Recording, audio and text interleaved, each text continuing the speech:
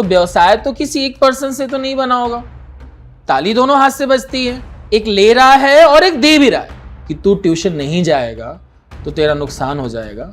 यहां सबसे बड़ी प्रॉब्लम है। अगर मुझे कोई एक्स अमाउंट देता है सर, चाहे 1 रुपए देता है, तो मैंने इंश्योर किया है कि पूरे ड्यूरेशन में मैं उनको 100 रुपीज का सर्विस दे सकूं। मुझे अगर 5 रुपए सेंटर चलाने के लिए चाहिए तो मुझे 5 रुपए ही चाहिए। 6 रुपए की लालच होगी तब मैं उनको बोलूंगा ना कि जवाब तो मुझे तब देना है ना जब मुझे 6 रुपए चाहिए, 7 रुपए चाहिए, 8 रुपए चाहिए। मैं प्रतिबद्ध नहीं हूं इसके लिए। 365 दिन जिनको पढ़ना है वो हमारे यहाँ आए, ना तो ना आए। नमस्कार, आप देख रहे हैं यूटीसी न्यूज़। आज हमारे साथ अभिषेक जी हैं और अभिषेक जी का यदि मैं परिचय से जुड़े हुए हैं, वो बच्चों को पढ़ाते भी हैं और साथ साथ जो एजुकेशन है उसके अवेयरनेस के भी काफ़ी सारे वो काम करते हैं। वो पॉडकास्ट भी करते हैं, वो पेरेंट्स को घर जाकर उनका काउंसलिंग भी करते हैं। तो आज जब शिक्षा एक व्यवसाय बन गया है तो अभिषेक जी इस शिक्षा को भी सेवा के रूप में कर रहे हैं। आज हम उन्हीं से बातचीत करेंगे कि ये कैसे शुरू हुआ था और आज इस व्यापारीकरण के समय में भी वो सेवा कैसे कर सकते हैं, इतने सारे कार्य कैसे कर रहे हैं। जी सर, आपका बहुत बहुत स्वागत है हमारे यूटीसी न्यूज़ में।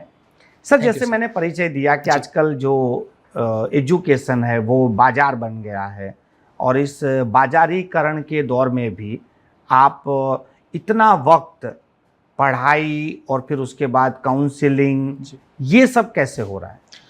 देखिए सर, आज के दिन में हम देखें, और आज से नहीं, ये एक डिकेड मतलब 10 साल के आसपास से का ज़्यादा समय है कि जब एजुकेशन को स्पेशली लोगों को लगता था कि ट्यूशन क्लासेस खुला तो इसका मतलब ये है कि वो बिजनेस करेगा ही।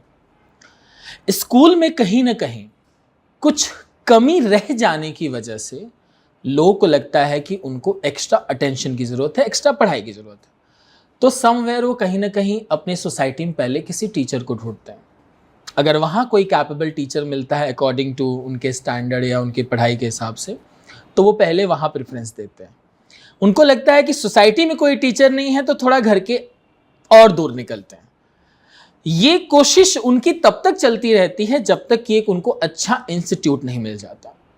और जैसे उस इंस्टीट्यूट के ओनर को ये पता चलता है कि इसको कहीं ना कहीं ज्वाइन करना ही है, तो वो इंस्टीट्यूट का ओनर उस बच्चे को हंट करता है। आज के दिन में हंटिंग का मतलब हो गया स्कॉलरशिप टेस्ट। 99% जो इंस्टीट्यूट है वो स्टूडेंट हंट कर रहे हैं। ठीक है, स्टूडेंट हंट का मतलब वो स्कॉलरशिप टेस्ट लेते हैं। 8 लाख 10 लाख फीस हो गई। स्कॉलरशिप टेस्ट में बच्चे को ज़बरदस्ती कुछ को पास किया जाता है, किसी को मैनिपुलेट किया जाता है कि आप कितने आए। कुल मिला के वो अपनी फीस ले ही लेते हैं। अब इंपॉर्टेंट यहाँ पे क्या है? यहाँ पे सबसे बड़ी गलती इंस्टीट्यूट के साथ साथ एज अ पेरेंट की भी है कि वो ऐसे एक्टिविटीज़ को क्यों प्रमोट कर रहे हैं, ऐसे एक्टिविटी को क्यों बढ़ावा दे रहे हैं। जैसे कि अगर उनको लग गया कि ये इंस्टीट्यूट मेरे बच्चे के लिए अच्छा नहीं है। आप जैसे बोला कि देखिए, आपने बोला कि एजुकेशन को व्यवसाय बना दिया गया है, तो व्यवसाय तो किसी एक पर्सन से तो नहीं बना होगा। ताली दोनों हाथ से बजती है, एक ले रहा है और एक दे भी रहा है, तब जाके ये प्रॉपर बिजनेस बना। तो इंस्टीट्यूट सीधा बोलता है कि भाई आपको यहां पढ़ना है तो पढ़िए, नहीं तो आप कहीं और भी जा सकते हैं। तो ये कुल मिला के प्राइवेट वाला सिस्टम चल गया। यहां पे एक होप, मतलब जो है ना कि किसी पेरेंट का होप है कि मेरा बच्चा डॉक्टर बन जाए, इंजीनियर बन जाए। उसकी कीमत अगर कोई इंस्टीट्यूट का ओनर लगाता है या टीचर लगाता है तो वो कीमत पेरेंट देने को तैयार है, क्योंकि उसको एक भरोसा हो जाता है उस होप में कि इतने पैसे देने पे शायद मेरी जिम्मेदारी थोड़ी कम हो जाए और बच्चा आगे निकल जाए। लेकिन बच्चा सबसे पहले वहीं फेल होता है जहां पे बड़ा अमाउंट आ गया। मैं as a being a tuition teacher, मैं आपको सच बताऊं, बच्चे को ट्यूशन आने की जरूरत नहीं है। आज के दिन की अगर मैं बात करूं तो उसके पास इतने टूल्स अवेलेबल हैं कि फ्री में अपना एजुकेशन लेके वो कम पैसे खर्च किए, या तो मैं बोलूं कि आप दिन के 10 रुपए खर्च करके वो 1 लाख रुपए की पढ़ाई अपने घर पे बैठे बैठे ले सकता है। लेकिन उसके अंदर जो एक डर बिठाया जा रहा है कि तू ट्यूशन नहीं जाएगा तो तेरा नुकसान हो जाएगा। यहाँ सबसे बड़ी प्रॉब्लम है। सर आप एक खुद क्लासेस चला रहे हैं और आप खुद ही ऑन कैमरा और ऑन रिकॉर्ड ये बता रहे हैं कि बच्चों को ट्यूशन आने की जरूरत नहीं है तो ये तो सीधा फिर आपके ही व्यवसाय पे आ रहा है। सर ये बहुत हिम्मत की बात है। और जो दर्शक मुझे नहीं जानते मैं उनको बता दूं, 365 दिन पढ़ाना ना व्यवसाय नहीं होता। और तभी तो मैं लाइन बोल पा रहा हूँ कि मैं टीचर की बात कर रहा हूँ सर, मैं बिजनेसमैन अभी तक नहीं बना हूं, तभी तो ये लाइन बोल पा रहा हूँ। जिस दिन मैं भविष्य में बिजनेसमैन शायद बना, तब शायद मैं ये लाइन को डिफेंड नहीं कर पाऊंगा, लेकिन आज एज ए टीचर मैं बोलूंगा कि मैं बिजनेसमैन नहीं। लेकिन सर मैं शुरुआत ही ये था कि बिजनेस के दौर में आप ये सेवा कैसे कर रहे हैं? सर सेवा में सीधा इंटेंट आती, नीयत आती है। मेरा मन है कि मैं खूब सारा काम करूं। मैं जनरली नॉर्थ से हूं, उत्तर प्रदेश से आया हूं। इतनी दूर इस शहर में सर मैं काम करने आया था। मेरे 2 डिकेड्स की ऑलमोस्ट फैमिली स्कूलिंग और टीचिंग जोन में है, तो बाय डिफ़ॉल्ट मैं भी एक टीचर ही बना। मेरे पापा भी टीचर हैं, मेरी भाभी भी टीचर है, मेरे दोनों भाई टीचर हैं। बाय डिफ़ॉल्ट मैं भी टीचर बना। बस मैं इतनी दूर आके थोड़ा कुछ इनोवेटिव कर पाया, क्योंकि जब भी आप अपने घर से दूर होते हैं ना, आपके पास करो और मरो वाली आदत होती है। या तो आप बहुत अच्छा करिए, नहीं तो गिव अप कर दीजिए। और मैं ये तब तक अच्छा नहीं कर पाऊंगा जब तक कि मेरी नीयत अच्छी ना हो। सर एक चीज तो मैं क्लियर बता दूं, जहां पैसा इन्वॉल्व होगा ना, वहां इंटेंट खराब होना तय है। मैं आज के दिन में अगर मुझे कोई एक्स अमाउंट देता है सर, चाहे 1 रुपए देता है, तो मैंने इंश्योर किया है कि पूरे ड्यूरेशन में मैं उनको 100 रुपीज का सर्विस दे सकूं। और उसी सर्विस के बेसिस पे मैं ऐसा इंडिया का पहला इंस्टीट्यूट होगा ना सर, कि जो अपने किसी इंक्वायरी को फोन नहीं करता हो। आपकी फैमिली का अगर कोई मेरे यहाँ आया इंक्वायरी करने, और मैं अपना नाम बदल दूंगा कि पिछले 10 साल के अंदर मैंने उसको वापस फोन किया हो कि सर आप हमारे यहाँ आए थे, ज्वाइन कब करेंगे, रिकॉर्ड है सर ये। सर अभी जैसे आपने बताया कि आप 365 दिन पढ़ाते हैं, तो लोग, हर आदमी छुट्टी चाहता है, हर काम से छुट्टी चाहता है। तो आप तो 365 दिन की जब बात करते हैं, तो बच्चे या अभिभावक वो कुछ सोच में नहीं पड़ जाते होंगे? मैं मना कर देता हूं, आप मेरे यहाँ मत पढ़ो। इतना स्ट्रेट फॉरवर्ड, बहुत क्लियर, क्योंकि मैं काम पैसे के लिए नहीं कर रहा ना। मुझे उतना ही पैसा चाहिए जितना सेंटर चल सके। मुझे अगर 5 रुपए सेंटर चलाने के लिए चाहिए तो मुझे 5 रुपए ही चाहिए। 6 रुपए की लालच होगी तब मैं उनको बोलूंगा ना कि जवाब तो मुझे तब देना है ना जब मुझे 6 रुपए चाहिए, 7 रुपए चाहिए, 8 रुपए चाहिए। मैं प्रतिबद्ध नहीं हूं इसके लिए। 365 दिन जिनको पढ़ना है वो हमारे यहाँ आए, ना तो ना आए। लेकिन सर अभिभावक तो चाहेंगे कि बच्चा 365 दिन जाए, लेकिन बच्चा नहीं चाहेगा। बच्चा आपसे दूरी बनाएगा या बच्चा आपसे नाराज रहेगा कि कहाँ फंसा दिया। देखिए सर, 7 से 10 तक के बच्चे नाराज रहते हैं, वो फाउंडेशन के बच्चे हैं सर। वो हमारी नैतिक जिम्मेदारी और पेरेंट की भी कि किसी तरीके से डांट के, फटकार के, प्यार से, साम दाम दंड भेद इतना इंश्योर कर ले कि तू 24 घंटे में से 1.5 घंटे बस जाके ट्यूशन पढ़ ले। तुम स्कूल में ढंग से शायद नहीं पढ़ पा रहे हो, क्योंकि मैं बहुत बड़ा क्लेम नहीं करूंगा कि स्कूल में पढ़ाई नहीं होती है। स्कूल में आप ढंग से पढ़ नहीं पा रहे हैं, घर पे आप ढंग से पढ़ नहीं पा रहे हैं, ट्यूशन में भी आपको छुट्टी चाहिए, आप पढ़ेंगे कब? फिर आपको दुनिया में बनना, आइंस्टाइन, नासा जाना है, बड़े बड़े सपने देखने हैं, तो ऐसे तो नहीं होगा ना। लोग बोलते हैं ना, करत करत अभ्यास, डेली प्रैक्टिस। तो छुट्टी में क्या हो जाता है किसी इंसान को कि ये बात ही नहीं सोचना मन कर देता। दिवाली है तो करत कर अभ्यास वाली लाइन खत्म हो जाती है, होली है तो ये वाली लाइन खत्म हो जाती है। लोग ऐसे दो तरफा कैसे सोच सकते हैं? एक तो ये बोल रहे हैं कि बेटा डेली पढ़ाई करनी चाहिए, अब दिवाली के दिन सुबह उठ के बोलते हैं बेटा आज नहीं पढ़ोगे तो चल जाएगा। वो खुद भी बोल रहा है पापा आज मैं नहीं पढ़ूं तो चल जाएगा। आप दो तरह की बुद्धि को लेके कैसे सस्टेन करेंगे? और आने वाली जनरेशन तो इसी बात पे डिपेंडेंट है कि उनके पेरेंट्स किस तरह से उनको शिक्षा दे रहे हैं। लेकिन सर जिस तरह से आपने बताया कि आपकी पढ़ाने की स्टाइल अलग है, आपसे बात करने का स्टाइल, तो लोग तो परिणाम देखते हैं, तो परिणाम कुछ बदलता है इससे? रिजल्ट तो आता है ना सर। रिजल्ट मार्क्स के बेसिस पे तो आज लोग जज ही ना करें। ओवरऑल बच्चे ने पूरे साल में कितनी ग्रोथ करी, ग्रोथ पे हम बात करें, मार्क्स पे ना बात करें। मार्क्स पे बात करेंगे तो ऐसा हो सकता है कि दूसरे टेस्ट में फेल हो जाए, लेकिन आप ये देखिए कि 100 में से 33 नंबर पासिंग चाहिए होते हैं। मान लीजिए वो मेरे आने से पहले 100 में से 17 ला रहा था, फेल। मेरे आने के बाद 100 में से 30 लाया, फिर भी फेल। लेकिन वो 13 मार्क का इंप्रूवमेंट तो देखना पड़ेगा ना, क्योंकि सबको लगता है ना पॉजिटिव सोचो, तो ये इंप्रूवमेंट भी तो पेरेंट्स को सोचना पड़ेगा ना। तो मैं ये इंश्योर करता हूं कि मेरे यहाँ जब बच्चा आए और जब सेंटर छोड़े तो डेफिनेटली वो ग्रो करे, growth in the terms of consistent. मेरे यहाँ बच्चा आने के बाद कम से कम ये जिंदगी में इंश्योर कर लेता है कि भैया 365 दिन तो पढ़ना अच्छा है या बुरा है नहीं पता, लेकिन समअप या उसका टोटल जो है वो बहुत अच्छा आता है कि हमको ये, मेरे अलावा सर मैं आज बहुत डंकी की चोट पे बोल रहा हूँ, इसी बात के लिए मुझे महाराष्ट्र रत्न अवार्ड मिला, मैं वहाँ के एजुकेशन मिनिस्टर ने दिया मुझे 365 दिन पढ़ाने के लिए। लोग बोलते हैं 365 दिन कैसे पढ़ा लेते हैं आप, मैंने डेडिकेशन दिया है उस चीज के लिए, मेरा इंटेंट बड़ा क्लियर है कि मैं सेंटर पे पढ़ा रहूंगा, मैं सेंटर पे रहूंगा, आपको छुट्टी लेना है लीजिए, लेकिन सेंटर 365 दिन ओपन रहेगा। और सर एक और बहुत अच्छी चीज आपने मेंशन करी, मैं तो हूं, वो नहीं आएंगे तो क्या, बच्चे ही नहीं आए 365 दिन तो कौन पढ़ाएगा।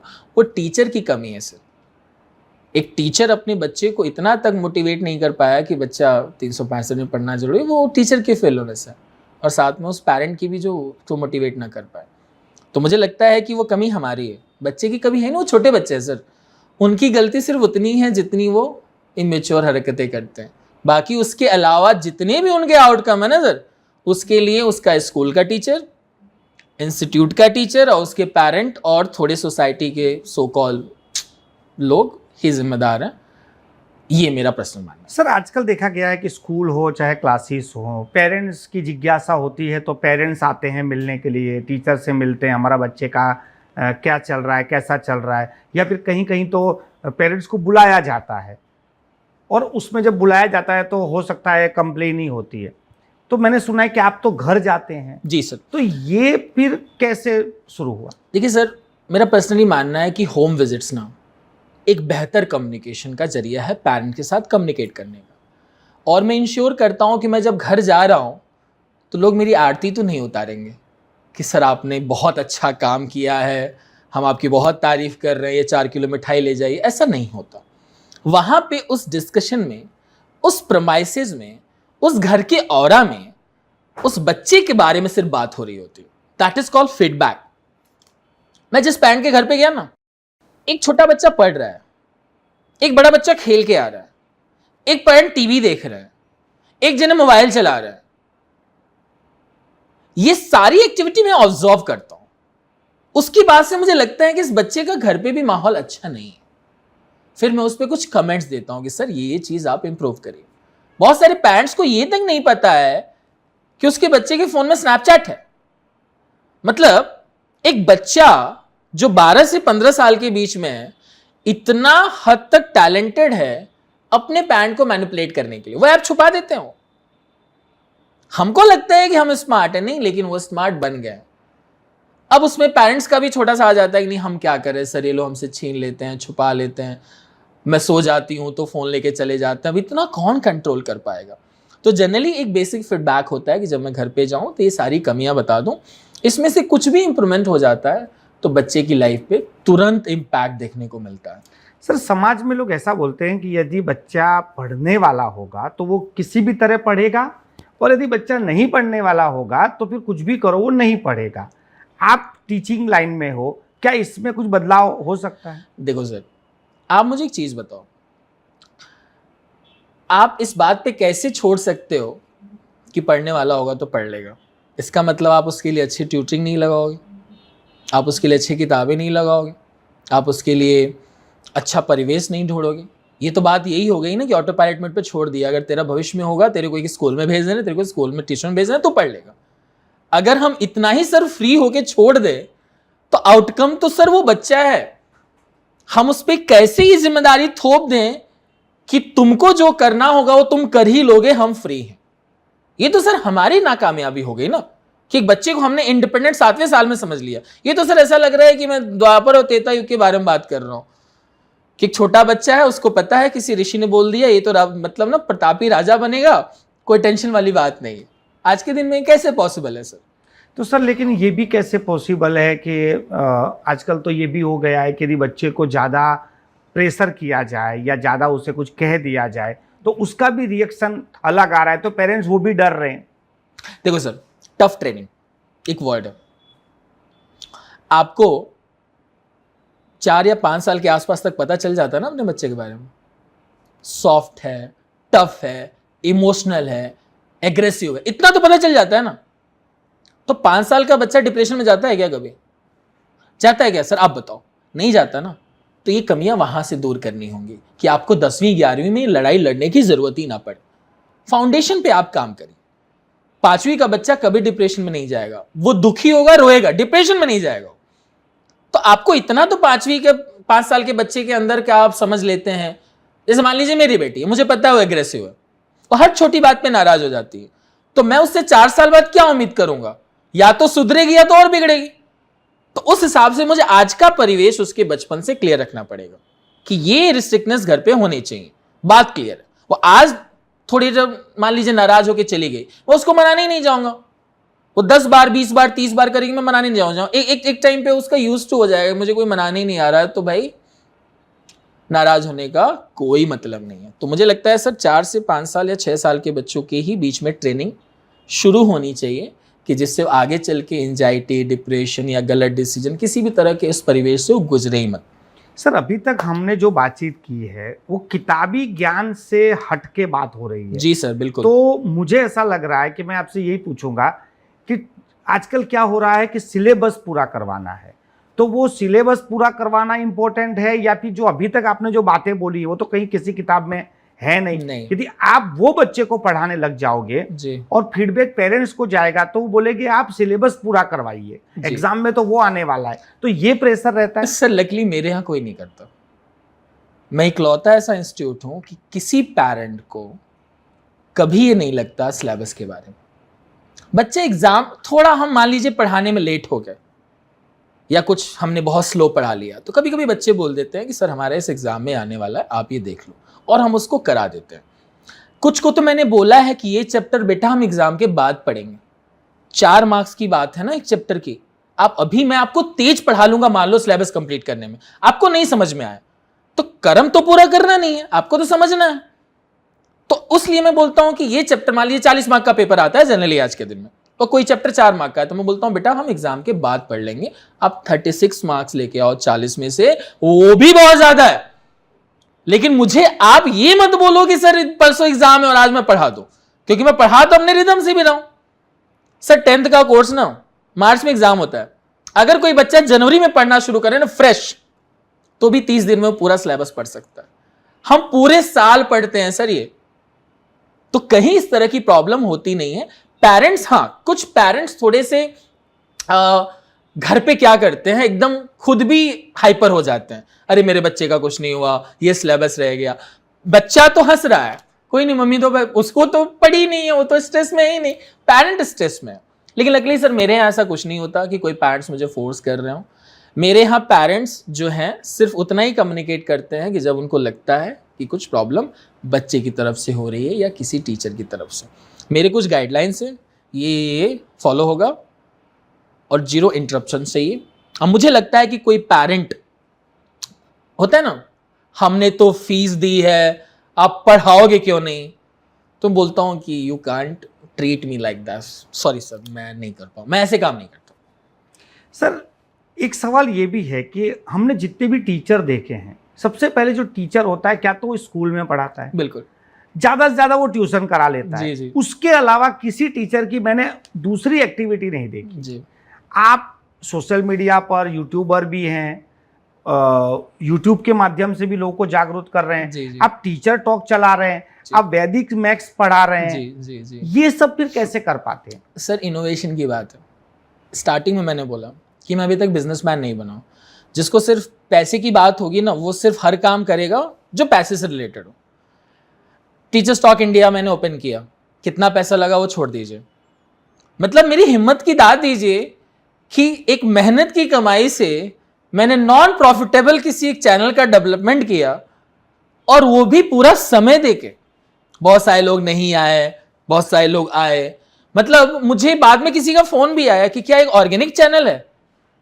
मुझे एक बॉम्बे की कंपनी का फोन आया कि सर ये ऑर्गेनिक चैनल है, कुछ PR कंपनी थी। मैंने बोला हाँ जी ऑर्गेनिक कंपनी है। तो बोला कि सर आप इंटरव्यू के पैसे भी लेते हैं क्या। मैंने बोला आपको क्या लग रहा है, जिस स्कूल की सैलरी किसी एक टीचर की 15 से 20 हज़ार आज के दिन में है, वो टीचर अपना इंटरव्यू कराने के लिए इतना पैसा कहां से दे सकता है? आप सोच के देखिए, और क्यों देगा, सबसे बड़ी बात यह है। तो फिर इस लाइन से वो लोग इस बात को जरूर समझ गए कि ये सच में ऑर्गेनिक चैनल है। तो मुझे पर्सनली ऐसा लगता है ना sir, as a teacher innovation बहुत ज्यादा जरूरी है। अगर आप इनोवेटेड नहीं रहेंगे या कोई काम ऐसा नहीं करेंगे कि जो सोसाइटी को डेवलप करे, तो सर आप बहुत जल्दी खत्म हो जाएंगे। और आने वाले दौर में चलिए मैं आपको बताऊं, जितने 2-2.5 साल के अंदर जितने भी सोशल मीडिया, कॉमेडियन, एस्ट्रोलॉजर जितने डेवलप हुए हैं ना, आप देखेंगे अप्रैल के बाद से ऑलमोस्ट 6-8 महीने के बाद से धीरे धीरे सभी लोग डाउन होने शुरू हो जाएंगे, क्योंकि अब लोग इससे भी ऊब गए हैं। क्योंकि same type of comedy, same type of astrology, same type of गलत चीज, मतलब करोड़ों एस्ट्रोलॉजर एक ही टॉपिक पे बात कर रहे हैं, कौन कैसे बनेगा करोड़पति। मतलब सोचिए कि एक समय तो आएगा ना कि जब लोग उससे बोर हो जाएंगे। और उस दौर में सर मैं इनोवेशन काम कर रहा हूं। मेरे चैनल पे 40 व्यू 50 व्यू होते हैं 1.5 घंटे के पॉडकास्ट में। लेकिन मुझे बड़ा अच्छा लगता है सर कि एक टीचर को उसके स्कूल में कोई नहीं सुन रहा, उसके ढंग से क्लासरूम में कोई नहीं सुन रहा, मैंने ऐसे टीचर्स को 40 मिनट डेडिकेशन के साथ सुना है सर, वो भी अपना पैसा इन्वेस्ट करके। तो मेरे लिए सर ये थोड़ा इनोवेशन वाला इंसान हूँ मैं बिलीव करता हूँ कि मुझे इससे, मतलब आप समझिए ना कि एक साल अगर मेरा खराब जा रहा है तो मुझे लगता है कि कुछ नया शुरू कर दो, इससे मुझे मोटिवेशन मिल जाएगा। सर आखिरी सवाल, अभिषेक पांडे क्या करना चाहते हैं, अब क्या करना चाहते हैं आगे? देखो सर, मैं आने वाले दिनों में सिर्फ सेलेक्टेड बच्चों को पढ़ाना चाहता हूँ।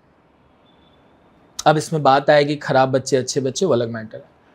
मैं बच्चा खुद चुनना चाहता हूँ, चाहे वो 10 बच्चे हों या 15 बच्चे हों।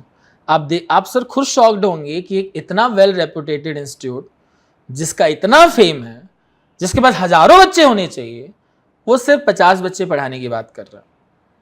और ये 50 बच्चे सिर्फ वो होंगे ना सर, जो एक गुरुकुल वाली जो ट्रेनिंग होती है ना, टफ ट्रेनिंग आर्मी वाली, अगर आप उस पर फिट बैठते हैं तो ही हमारा इंस्टीट्यूट ज्वाइन करिए, अदरवाइज मत करिए। क्योंकि मैं चाहता हूं कि आपको रिजल्ट मिले। रिजल्ट वो नहीं जो मार्कशीट में है, क्योंकि उसकी भी क्रेडिबिलिटी अब इस देश में बची नहीं है।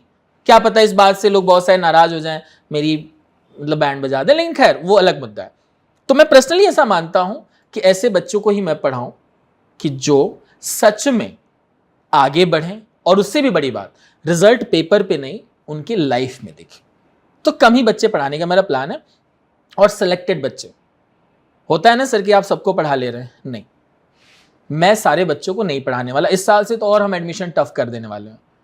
हमको रिजल्ट नहीं चाहिए, हम पेरेंट्स का इंटरव्यू भी नहीं लेंगे, हम सिर्फ ये देखेंगे कि बच्चा 2 घंटे शांति से बैठ पा रहा है कि नहीं। हम उसको एक क्लासरूम में 2 घंटे छोड़ देंगे, और वो 2 घंटे के अंदर अगर वो 3 या 4 बार अपनी बॉडी हिलाया या कमर हिलाया या अपनी बॉडी को थोड़ा कॉम्प्लेक्स डाला, तभी सही है। अदरवाइज तो हम सर इतना भी समझ जाएंगे कि वो बच्चा 5 मिनट के अंदर अपना, आप समझिए ना, क्लास में कोई बच्चा 1 घंटे के अंदर अपना बॉडी पोस्चर कितनी बार चेंज करता हो। इससे ही पता चलता है कि वो बच्चा कॉन्सेंट्रेटेड नहीं है। और इसीलिए हम इस साल से सैनिक स्कूल की एग्जाम की तैयारी भी कराएंगे। और ये क्यों कराएंगे सर, आपने भी सुना होगा कि 12वीं में हमारे देश में एक नेशनल एग्जाम होता है। उससे पहले हमारे देश में कोई नेशनल एग्जाम नहीं। अब आपने बोला ना कि डेवलपमेंट, व्यापार और ये सब, इन सारी बातों का जवाब ये है कि जो बच्चा डिप्रेशन में जा रहा है, जो एंजाइटी में, सबका जवाब सैनिक स्कूल का एग्जाम है। एक बच्चा 4th स्टैंडर्ड में या 5th स्टैंडर्ड में रह के अगर आर्मी स्कूल या सैनिक स्कूल का एंट्रेंस एग्जाम देने की क्षमता भी रखता है, भले ही वो सेलेक्ट हो या ना हो, उस नेशनल स्कूल के नेशनल एग्जाम में बैठने को भी अगर डेवलप हो जाता है बच्चा, तो सर आगे उसको किसी भी तरह का ना डिप्रेशन आएगा, न किसी तरह का उसका एंजाइटी आएगा, न फियर प्रेशर होगा, कोई प्रॉब्लम नहीं होगी, क्योंकि वो बच्चा एक टफेस्ट ट्रेनिंग से छोटे एज में गुजर चुका होगा। तो ये बात, बहुत बहुत धन्यवाद सर हमसे बात करने के लिए। ये थे अभिषेक पांडे जी। इनका खुद का एक ट्यूशन क्लास चलता है, मगर बच्चों को पढ़ाने के साथ साथ उसके जो डेवलपमेंट के लिए क्या करना चाहिए, उसके घर से लेकर उसके आचरण से लेकर सभी बातें उन्होंने की हैं। हम आशा करते हैं कि अभिषेक जी जो कार्य कर रहे हैं उसमें, और जो सोच रहे हैं आगे करने की, उनमें सफलता मिले। आप यदि अभिषेक जी से संपर्क करना चाहते हैं तो नीचे लिखे गए नंबर पर आप उन्हें सीधा ही कांटेक्ट कर सकते हैं और हो सकता है कि आपके बच्चे का भी कुछ अच्छा डेवलपमेंट अभिषेक जी कर पाएं या फिर आप करा पाएं।